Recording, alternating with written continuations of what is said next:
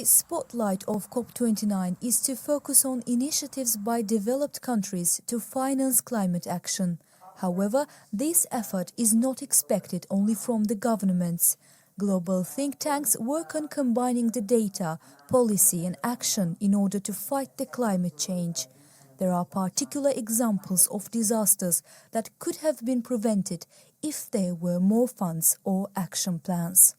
I'm thinking, for example, about the example of the drying of the Aral Sea and how much, because there was no real organization of loss and damage funding internationally or regionally, right? It has been very slow to take measures that address health issues, human security issues, sustainability of livelihood issues, and of agriculture and others. And now we are talking about maybe similar impacts regarding Caspian Sea, which is even larger than was Aral Sea.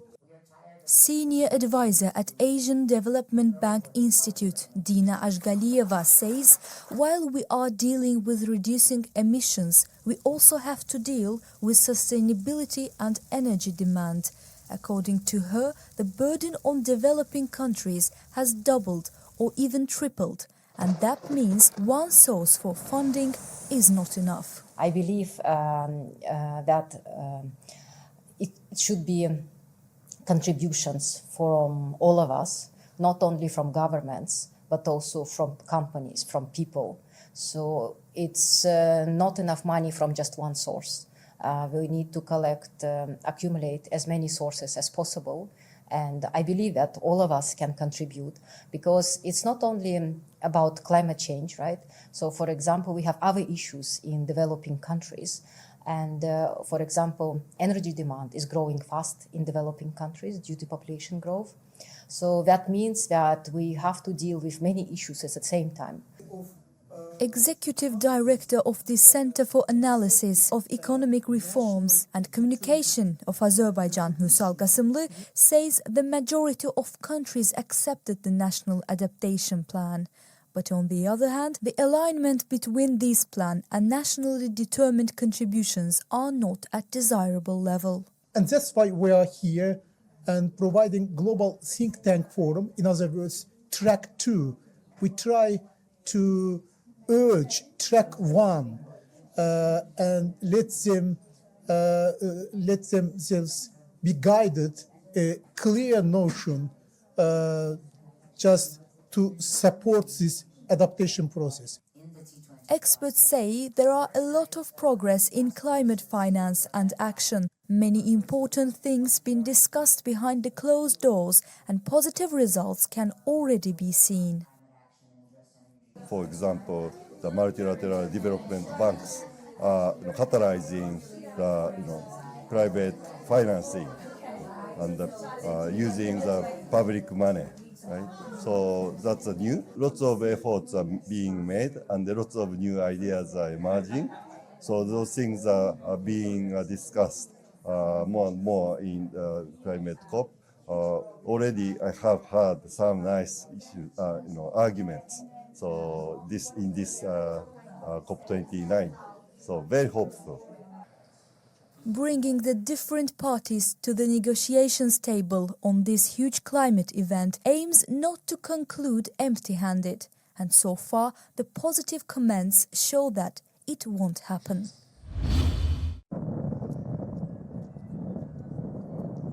Members of parliaments from all over the world converging at this meeting during the COP29 climate conference. 92 delegations and 330 participants took part from nations and international organizations. Sessions highlighted the growing urgency of climate change, calling for stronger parliamentary oversight and enhanced global dialogue. Our meeting has just started today, but I think that parliaments have challenges and opportunities that they need to address when it comes to climate change. And what we are encouraging them to do is to participate in the discussions that are taking place here, inform themselves on the major issues that come with climate change, the climate crisis, but most importantly, go back home and commit to adopting policies and legislative frameworks that will implement the agreements that are secured at COP29. This is very important because they have the constitutional power to make laws and policies that govern their countries. Discussions centered on mitigating climate change impacts, stressing the need for financial and technical support. The idea is that national parliaments should pressure governments to stay on track for the 1.5 Celsius of global warming target. Our role is that the governments do make commitments when they come to conferences such as this one. So it is our role first to follow up what commitments they have made, and because as parliamentarians we oversee the works of the government, so we are the ones actually who follow up the implementation of the commitments that they make. So our role is to make sure the government's commitments that are made to conferences like COP29 are actually implemented in our respective countries. Parliamentarians from developing nations say they also have the power of oversight. The most important thing is that you must have the law which must enforce all the decisions that governments take regarding climate change. Without the law which enforces those decisions, nothing will happen. This is where the importance of parliaments is. Across the board, the parliamentarians agreed that they should influence climate action through budget demands.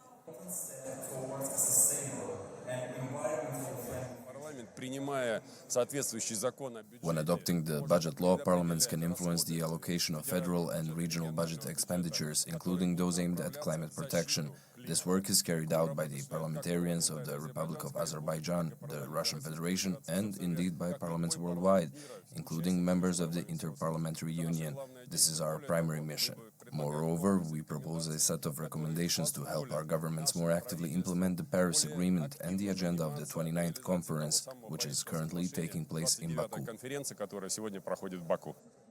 The parliamentarians want to use their final document after the meetings in Baku to pressure for additional climate finance and support for developing countries. A pledge was made by global space agencies on the 6th day of COP29 in Baku. Different programs, capabilities, and approaches will be united to provide developing countries with high-resolution satellite imagery, aiding in the common struggle with the climate change crisis. We are a gateway between space agencies and their solutions and their investments on the one hand, and the needs of member states on the other. We can address the affordability challenge because space data can be highly expensive for these developing countries. We can address that by coming together. The second summit of its kind, following the one in Dubai at COP28, brought together experts from more than 80 countries and around 20 space agencies. This cooperation isn't solely focused on building new satellites and generating new data, participants say. So closing the end gap towards the person in need, the one who's suffering from the climate change, is exceedingly important. It proves also challenging because we need to build knowledge and competence in the countries, especially the emerging countries that are not used to working with space. Near the end of the talks, a special message from NASA astronauts was played. Thank you to Azerbaijan and everyone in COP29 for your efforts to protect the beauty, wonder, and diversity of our home planet. With gratitude from space to Baku. Russia's state-owned natural gas company Gazprom is turning off its natural gas supply to Austria this weekend. It's after Austria said it wouldn't pay for any more until it had received 230 million euros worth of gas. The move follows an arbitration ruling with Austria's energy company OMV that it's owed this sum from a contractual dispute with the Russian company. In response, the Austrian Chancellor says that the country is well prepared and has a secure supply of alternative fuel. Wir in Österreich waren und sind auf diese Maßnahmen vorbereitet. We in Austria were and are prepared for these measures, and contrary to any Russian propaganda or disinformation campaigns launched even from within our own country, we are prepared for this situation. Nobody must freeze in Austria. our homes can be heated. Niemand muss in Österreich frieren. Die Wohnungen können geheizt werden. The announcement rippled through energy markets, causing a sharp rise in European gas prices. Gazprom has yet to comment on the development. The head of the International Atomic Energy Agency, Rafael Grossi, visited Iran's Natanz nuclear plant and its Fordow site. Speaking earlier to Iranian officials, Grossi made an effort to restore his inspectors' access to the country's nuclear program. Iran's Foreign Minister Abbas Araghchi told the chief of the UN nuclear watchdog that the country is willing to resolve outstanding disputes, but won't succumb to pressure. Following the discussions, Araghchi said that the ball is in the EU E3 court, referring to France, Britain and Germany. The three countries, along with the United States, represent the West in the nuclear talks with Iran. Donald Trump's return to the White House upends the nuclear diplomacy, which had already stalled under the outgoing administration of Joe Biden. During Trump's last term, Washington unilaterally withdrew from the deal struck in 2015 between Iran and 6 world powers that limited Tehran's nuclear work in exchange for relief from sanctions. Family members of illegal miners are waiting outside an unused mine shaft in South Africa, hoping for their loved ones to emerge. It is believed that hundreds of illegal miners remain underground 2 kilometers down, where they've been for more than a month. Around 1,000 of them surfaced in recent weeks. But now family members say the police have blocked food and water supplies, forcing them to come out so they can be arrested. Authorities say they're prepared to smoke them out if they don't leave willingly. The community is urging the government to assist in bringing their loved ones to the surface, even if it's just their bodies. There's too much inside. Yes, we have family members, more than 20, who come from Chipinge in Zimbabwe. We hope they will come out so we can take them home. One has a wife who is here. She's just crying. We don't know how to help her. Her husband went underground in April and has been down there until now. No food, nothing. We're trying to support her. We are asking for help from the government to assist us so our children can come out of the mine. All we are asking is for the remains to come out as the community of Huma Stilfontein.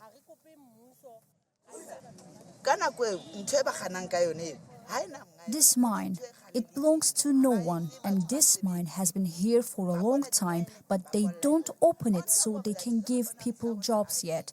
They closed the mine. Illegal mining has been a long-standing issue in the country, driven by criminal gangs and illegal immigrants. A new initiative being launched in Brazil hopes to lift 500 million people out of deprivation by 2030. 1 in 11 people go hungry every day, according to statistics from World Concern.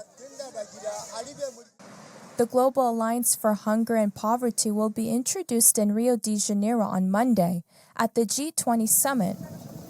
41 members of the alliance are already committed to it. Brazil's Minister of Social Development hopes more will join. We will also have the expansion of high-quality school meals for more than 150 million children in countries facing endemic poverty and child hunger. This is 150 million in addition to what has already been worked on in this area of school meals. Meanwhile, security is tight in the capital as authorities prepare for numerous protests ahead of Monday's summit when the world's biggest economies meet. On Saturday, 2 non-governmental organizations laid out 733 empty dishes with crosses on Copacabana Beach in the capital city. They're representing the 733 million people who suffer from hunger globally. The Taj Mahal is covered in toxic smog as air quality in northern India has plummeted over the past week. According to World Bank, it's one of the world's most polluted countries and faces hazardous air quality annually, with smoke and dust levels rising. Northern cities are experiencing pollution 35 times higher than the World Health Organization's safe limits. A local circle survey in Delhi and nearby areas found that 81% of families reported health issues linked to pollution. The air quality hasn't improved and many people are coming forward due to bad health. There's a lot of smog. Earlier, when I used to run in the summers, the environment was good. The air was cleaner and I could run long distances. Now, I'm experiencing shortness of breath due to the increasing pollution, have a cough and sore throat, so I can't run for too long. The duration of our routine workouts has gone down because we're getting tired too quickly and are having to take breaks as the environment is unhealthy. The pollution is so bad, even at 5 a.m. when you wake up. There is a lot of fog and smoke. We are facing a lot of problems, including difficulty in breathing. The severe situation has pushed government to take several actions such as banning non-essential construction in New Delhi, shifting all primary schools to online education and advising people to limit outdoor activities. Turkey confirms its commitment to cooperation towards achieving climate sustainability. Turkish Minister of Culture Mehmet Nuri Ersoy said at the ministerial meeting within COP29. I am confident that under Azerbaijan's leadership, this conference will be a key step in our global efforts to tackle climate change and will meet the expectations of the international community. Global initiatives like the UNFCCC Paris Agreement and COP meetings have made important strides in addressing climate change, setting clear targets. However, much work remains and continued international cooperation is essential to achieve the necessary outcomes. Climate change also threatens our cultural and natural heritage. UNESCO reports that glaciers in a third of World Heritage sites could disappear by 2050. Many cultural and natural sites are increasingly vulnerable to the impacts of extreme weather events. These risks highlight the urgent need to protect our shared heritage for future generations. Ersoy pointed out that there is still a long road ahead and that hitting the nail on the head demands ongoing teamwork on the global stage. He further noted that Turkey fully supports the ambitious goals of Azerbaijan's presidency at COP29. The last supermoon of 2024 illuminated the night sky on Friday, dazzling viewers in Venezuela as the beaver moon rose above Caracas. In the capital, residents gathered at scenic lookouts, capturing the celestial event on camera and marvelling at the moon's brilliance. A supermoon occurs when a full moon reaches its closest point to Earth in its orbit, appearing up to 7% larger in diameter compared to an average full moon. Other cities around the world also admired the iconic view, including the skies over Riyadh, as well as Doha, Cairo, and the Giza pyramids, Lusail, and Dubai.